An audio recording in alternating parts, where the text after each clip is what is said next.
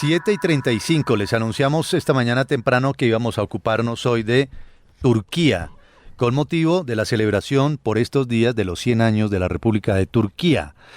Y hablábamos con Vlado hace unos instantes sobre algunas generalidades de Turquía, su ubicación geográfica, su población, su actividad económica, el turismo, Estambul como una de las ciudades más bellas del mundo, como lo dijo en algún momento Gabriel García Márquez. También un país lleno de riqueza religiosa, por ejemplo, relacionada para los que son católicos con la historia y el paso de personajes que aparecen en la Biblia por algunas de las zonas de Turquía.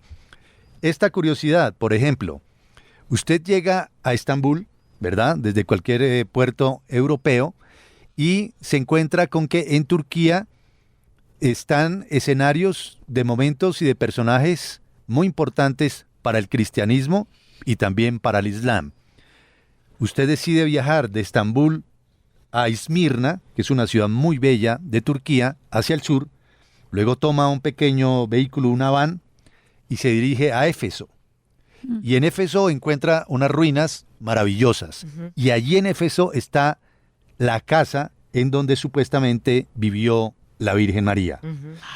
Cuando ustedes repasan el paso bíblico, Jesús en la cruz, que dice, María, he ahí a tu hijo, Juan, he ahí a tu madre, pues Juan, dice la leyenda, Juan se fue con la Virgen María desde Tierra Santa hasta esa zona, Éfeso, allí en lo que hoy es Turquía. Y está custodiada por musulmanes, ¿no? Y entonces lo curioso, Kelly y oyentes, es que usted va hasta la casa donde supuestamente vivió la Virgen María y encuentra un sendero que es custodiado por musulmanes.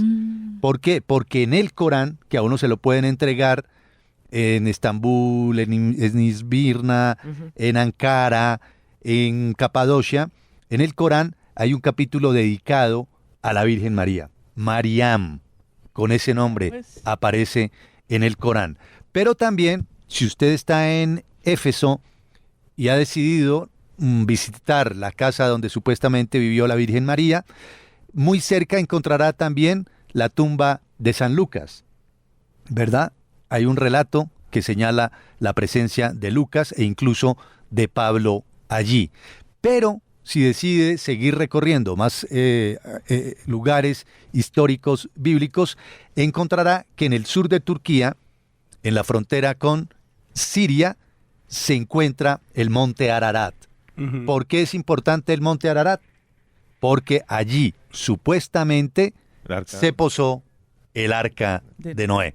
Lo que ocurre es que bajar hasta donde está el Ararat es mucho más difícil. Yo lo intenté, ¿verdad? Cuando hice todo ese recorrido y ya por razones de seguridad, en virtud del conflicto y de la situación que hay en Siria, es mucho más difícil. Es un país culturalmente rico, ya lo decía Vlado, 98% de la población es musulmana, sin embargo no es una teocracia, es decir, no impera la sharia, la ley islámica, como rigiendo los destinos políticos de Turquía, a pesar de que muchos dicen que Erdogan así lo quiere, ¿verdad? Está tratando de hacerlo, de radicalizarse como otros países musulmanes. Pues saludamos a esta hora al historiador Iván Leonardo Garzón, de la Universidad Nacional, magíster en Historia Contemporánea de Turquía, que nos va a ayudar con su sapiencia y su conocimiento a entender el rol y el papel que juega hoy Turquía en el mundo. Profesor Garzón, bienvenido, gracias por estar aquí en Una Mirada Diferente de Radio Red. Gracias por su tiempo. Muy buenos días a ustedes, gracias por la invitación. Totalmente dispuesto. Gracias. 100 años de la República de Turquía. Dábamos unas generalidades, pero bueno, hablarlo con usted ni más faltaba, es mucho más importante que lo que digamos nosotros. ¿Cuál es la importancia hoy, geopolíticamente hablando, de Turquía en el mundo, profesor Garzón? Bueno, geopolíticamente Turquía siempre ha sido, digamos que siempre ha sido un puente entre Europa y Asia, incluso en el Imperio Otomano, con África, a los mares rojos, al mar Índico, pero siempre ha sido ese puente entre Europa y Asia, ¿cierto? Hoy en día no solo lo sigue siendo, sino que se ha configurado como un actor regional importantísimo, o sea, militar, política, económicamente. Por ejemplo, vimos que Turquía, por ejemplo, medió para que salieran algunos de los barcos que venían de Ucrania para exportar ese grano. Fue el que más o menos pudo mediar. También es un actor importantísimo, es la puerta de entrada a Medio Oriente, un flujo de migrantes importantísimo, como ya lo mencionaban antes. La economía de Turquía es gigantesca, casi siempre está entre el lugar 17, 19 de la economía mundial, y pues también es un gran, digamos, actor militar. Turquía está interviniendo en Siria, vende drones drones militares a varios países, es decir, es un actor que se tiene que tener en cuenta cuando se habla de Medio Oriente. Sin lugar a dudas. Profesor Garzón, hace 100 años se crea esta república. El personaje fue Atatürk, ¿no? Al quien le rinden un homenaje permanente en las calles y en las ciudades de Turquía. ¿Quién fue Atatürk? ¿Cuál es la importancia de este personaje para Turquía y para el mundo? Bueno, yo, digamos, si lo queremos explicar de una manera muy básica, uno podría decir que es una especie de equivalente a Simón Bolívar, es el fundador de la República de Turquía, es el que, digamos, no solo funda la República de Turquía, sino que rescata digamos, los restos de lo que quedaba del Imperio Otomano, junta un ejército, libra una especie de guerra no solo contra las potencias, sino sobre todo contra Grecia, que estaba invadiendo en ese momento Turquía. Pero Atatürk creo que es una figura, digamos, muy sobresaliente, demasiado presente, es por el cambio que hace en Turquía. Recordemos que Estambul, que ya la mencionaban ustedes, era la capital del Imperio Otomano. O sea, en Turquía había un gran imperio con colonias y con muchos territorios muy lejos de Turquía. Y Atatürk no solo rescata un poco de eso, de lo que había del Imperio Otomano, sino que funda una república laica, digamos, pone los pilares de una república democrática, moderna, mucho más próspera, que era una tarea dificilísima, titánica, diría yo. Entonces, creo que por eso es que Atatürk es tan recordado. Atatürk nace en el Imperio Otomano, de hecho nace en Salónica, que hoy es Grecia, que era parte del Imperio Otomano, pero él es musulmán, turco parlante, y digamos que es un heredero también de esas como corrientes democráticas que incluso ya se veían en el Imperio Otomano. Hay una curiosidad sobre la cual nos quisiéramos detener, así sea brevemente, profesor Garzón. Además, le agradecemos porque usted explica y cuenta las cosas muy bien. Hace pocos meses se dio una anécdota en Colombia, no sé si ustedes la recuerdan.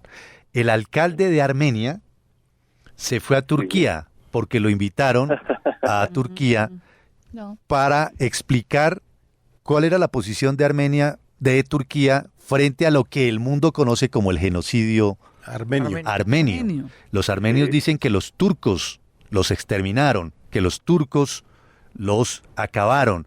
E incluso se estaba mencionando que esos funcionarios que fueron de Armenia Quindío a Turquía ignoraban realmente qué había sido el genocidio armenio. ¿Qué fue ese genocidio armenio por parte de los turcos? ¿Qué hay de verdad en ello?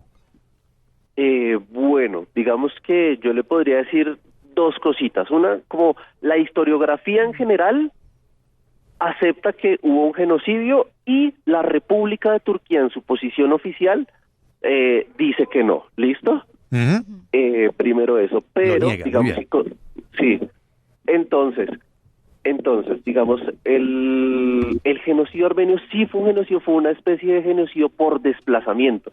Lo que se hizo fue que las comunidades armenias fueron desplazadas forzosamente en medio de todo el conflicto de la Primera Guerra Mundial. Los armenios, digamos, como que se rebelaron en medio de ese conflicto contra el Imperio Otomano y digamos que fueron esa especie de, al mismo tiempo, de enemigos, pero también de víctimas, porque sí había grupos armados armenios que se combatieron, ejércitos, pero ese gobierno de los jóvenes turcos, que era el que manejaba los destinos del Imperio Otomano en la Primera Guerra Mundial, sí cogió a los armenios como unos parias, como para dar una demostración de lo que iba a suceder si alguna de esas muchas etnias que convivían desde hace siglos dentro del Imperio Otomano se empezaba a rebelar o tenía como unos aires independentistas.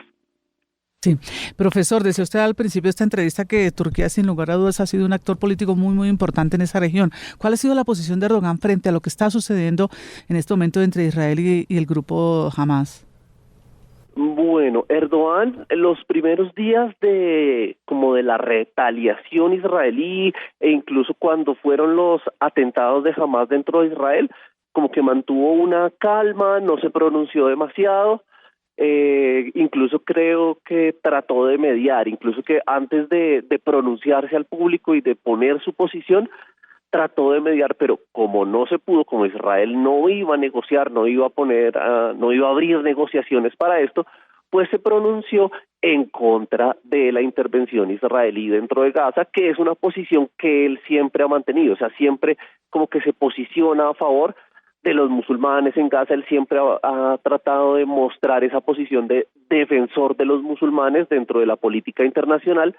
Cabe aclarar que el Estado turco tiene unos negocios gigantescos y unos tratos políticos, una negociación de fronteras, de hidrocarburos con el Estado de Israel actualmente, que no solo lo reconoce, sino que tiene tratos bastante grandes con el Estado de Israel.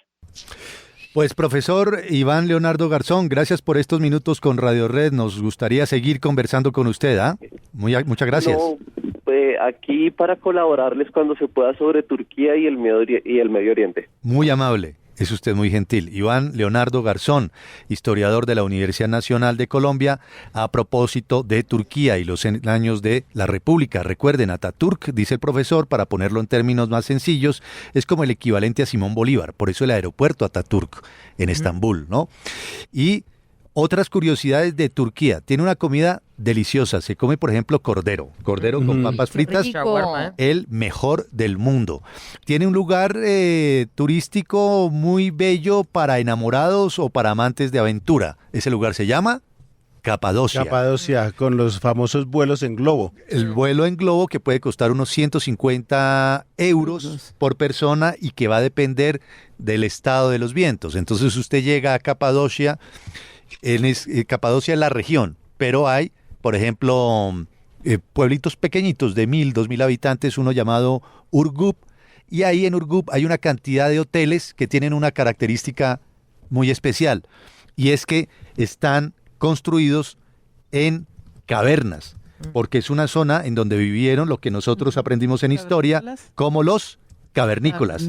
Entonces los hoteles están enclavados en las montañas, en unas cuevas que dicho sea de paso no son calurosas, no tienen aire acondicionado, un clima muy agradable. Y usted contrata ahí el tour en globo, madruga, 4 de la mañana, nosotros no tendríamos problema, lo llevan hasta una zona, dicen dependiendo de los medios, de los vientos, usted podrá hacer... ¿Qué tal que lo llevan un viento? No, si hay mucho viento, no vuelan, le devuelvan su platica y toda la cosa. Cruzado, eso no. Suben aproximadamente 1 kilómetro y luego descienden, ¿verdad?